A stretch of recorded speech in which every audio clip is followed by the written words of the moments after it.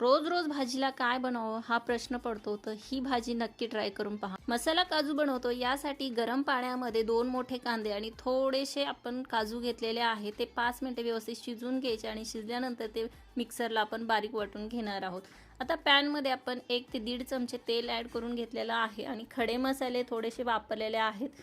त्याचबरोबर 2 हिरव्या मिरच्या बारीक कट केलेल्या, 1 मोठा कांदा तोही आपण व्यवस्थित परतून घेणार आहोत। 1 चमचा आलं लसूण पेस्ट आणि 2 मोठे टोमॅटो वापरलेले आहेत। टोमॅटो पटकन शिजण्यासाठी चवीप्रमाणे आपण याच्यात मीठ ॲड करून घेतलेलं आहे। आता झाकण ठेवायचं आणि याला 2 ते 3 मिनिटं व्यवस्थित वाफ काढून घ्यायची, म्हणजे टोमॅटो आपला व्यवस्थित शिजला जाईल।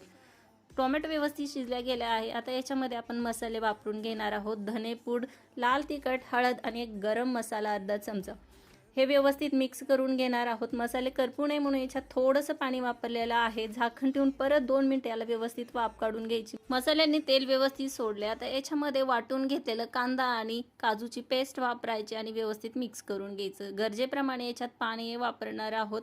झाकण ठेवून याला 5 ते 7 मिनिटे व्यवस्थित शिजवून घेणार आहोत। मस्तपैकी तेल सुटलेलं आहे। या स्टेजला आपण तळून घेतलेले अर्धी वाटी काजू, 1 चमचा कसुरी मेथी, 2 चमचे आपण इथे क्रीम वापरलेले आहे, हे सर्व व्यवस्थित मिक्स करून घेणार आहोत।